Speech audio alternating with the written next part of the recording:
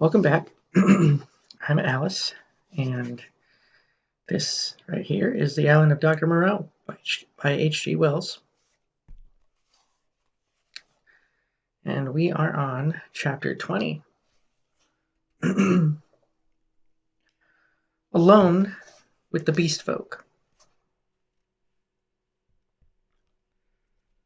I face these people, facing my fate in them, single-handedly now. Single-handed now. Literally single-handed. For I had a broken arm. In my pocket was a revolver with two empty chambers. Among the chips scattered about the beach lay the two axes that had been used to chop up the boats. The tide was creeping in behind me. There was nothing for it but courage. I looked squarely into the faces of the advancing monsters. They avoided my eyes, and their quivering nostrils investigated the bodies that lay beyond me on the beach. I took half a dozen steps, picked up the blood-stained whip that lay beneath the body of the wolfman, and cracked it. They stopped and stared at me. "Salute!" said I. "Bow down." They hesitated. One bent his knees. I repeated my command with my heart in my mouth, and advanced upon them. One knelt, then the other two. I turned and walked towards the dead bodies, keeping my face towards the three kneeling beastmen, very much as an actor passing up the stage faces the audience. "They broke the law," said I, putting my foot on the sayer of the law. "They have been slain, even the sayer of the law, even the other with the whip. Great is the law, come and see." "None escape," said one of them, advancing and peering. "None escape," said I. "Therefore hear and do as I command." They stood up, looking questioningly at one another. "Stand there," said I. I picked up the hatchet and swung them by their heads from the sling of my arm, turned Montgomery over and picked up his revolver, still loaded in two chambers. And bending down to rummage around, found half a dozen cartridges in his pocket. "Take him," said I, standing up again and pointing with the whip.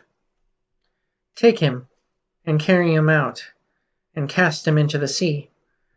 They came forward, evidently still afraid of Montgomery, but still more afraid of my cracking red whiplash, and after some fumbling and hesitation, some whip-cracking and shouting, they lifted him gingerly, carried him down to the beach, and went splashing into the dazzling welter of the sea. "On," said I, "on! Carry him far." They went in up to their armpits and stood regarding me. "Let go," said I, and the body of Montgomery vanished.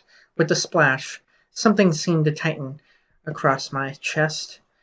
"Good," said I, with a break in my voice, and they came back, hurrying and fearful, to the margin of the water, leaving long wakes of black in the silver.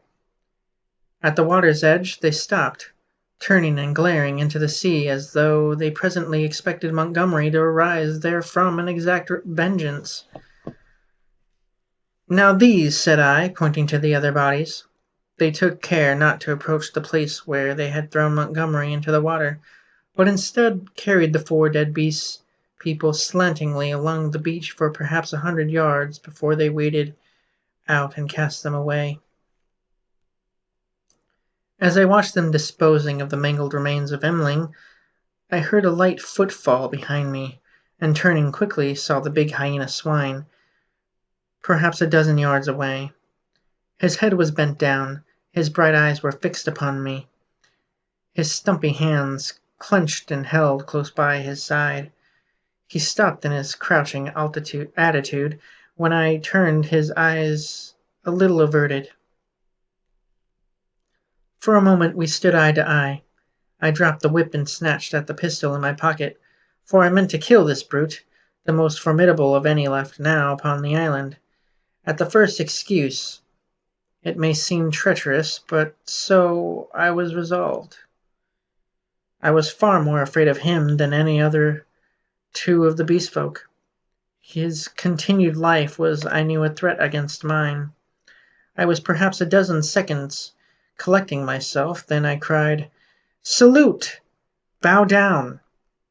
His teeth flashed upon me in a snarl. "Who are you that I should—" Perhaps a little too spasmodically,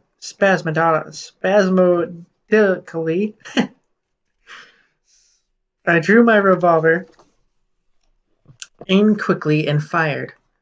I heard him yelp. I saw him run sideways and turn. I knew I had missed, and clicked back the cock with my thumb for the next shot. But he was already running headlong. Jumping from side to side, I dared not to risk another miss. Every now and then he looked back at me over his shoulder. He went slanting along the beach and vanished beneath the driving masses of dense smoke that were still pouring out from the burning enclosure. For some time I stood staring after him. I turned to my 3 obedient beast folk again and signaled them to drop the body they still carried. Then I went back to the place by the fire where the bodies had fallen and kicked the sand until all the brown bloodstains were absorbed and hidden. I dismissed my 3 serfs with the wave of a hand, and went up the beach into the thickets. I carried my pistol in my hand, my whip thrust with the latches in the sling of my arm. I was anxious to be alone, to think out the position in which I was now placed. A dreadful thing that I was only beginning to realize was that over all this island there was now no safe place where I could be alone and secure to rest or sleep. I had recovered strength amazingly since my landing, but I was still inclined to be nervous and to break down under any great stress. I felt that I ought to cross the island and establish myself with the beast people, make myself secure in their confidence, but my heart failed me. I went back to the beach, and turning eastward past the burning enclosure, made for a point where a shallow spit of coral sand ran out towards the reef. Here I could sit down and think, my back to the sea and my face against any surprise. And there I sat, chin on knees, the sun beating down upon my head and unspeakable dread in my mind, plotting how I could live on against the hour of my rescue, if ever rescue came. I tried to review the whole situation as calmly as I could, but it was difficult to clear the thing of emotion. I began turning over in my mind the reason of Montgomery's despair. "They will change," he said. "They are sure to change." And Moreau, what was it that Moreau had said? "The stubborn beast flesh grows day by day back again." Then I came round to the hyena swine. I felt sure that if I did not kill that brute, he would kill me. The sayer of the law was dead, worse luck. They knew now that we of the whips could be killed, and even as they themselves were killed. Were they peering at me already, out of the green masses of ferns and palms over yonder, watching until I came within their spring? Were they plotting against me? What was the hyena swine telling them? My imagination was running away with me into a morass of unsubstantial fears. My thoughts were disturbed by a crying of seabirds hurrying towards some black object that had been stranded by the waves on the beach near the enclosure. I knew that the object was, but I had not the heart to go back and drive them off. I began walking along the beach in the opposite direction, designing to come around an eastward corner of the island and so approach the ravine of the huts without traversing the possible ambuscades of the thickets. Perhaps a mile along the beach I became aware of one of my 3 beast folk advancing out of the landward bushes towards me. I was now so nervous with my own imaginings that I immediately drew my revolver. Even the propitiatory gestures of the creature failed to disarm me. He hesitated as he approached. "Go away!" I cried. There was something very suggestive of a dog in the cringing attitude of the creature. It retreated a little way, very like a dog being sent home, and stopped looking at me imploringly with canine brown eyes. "Go away," said I. "Do not come near." "May I not come near you?" it said.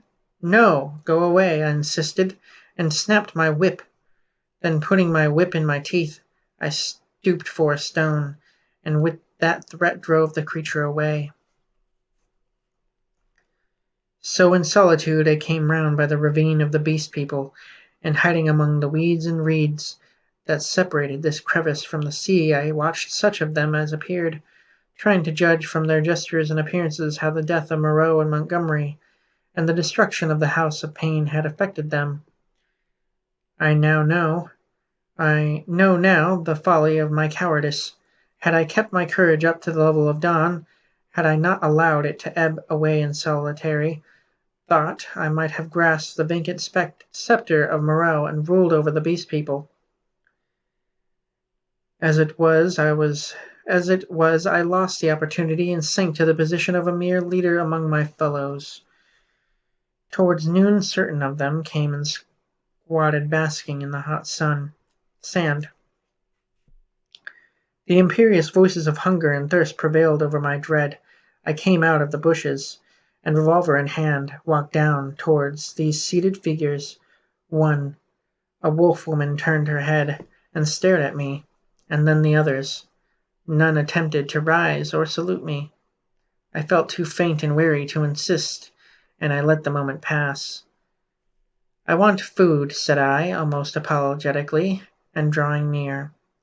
"There is food in the huts," said an ox-boar man, drowsily, and looking away from me. I passed them and went down into the shadow and odors of the almost deserted ravine. In an empty hut I feasted on some specked and half-decayed fruit, and then after I had propped some branches and sticks about the opening, and placed myself with my face towards it and my hand upon my revolver, the exhaustion of the last 30 hours claimed its own, and I fell into a light slumber, hoping that the flimsy barricade I had erected would cause sufficient noise in its removal to save me from surprise. And that's the end of chapter 20.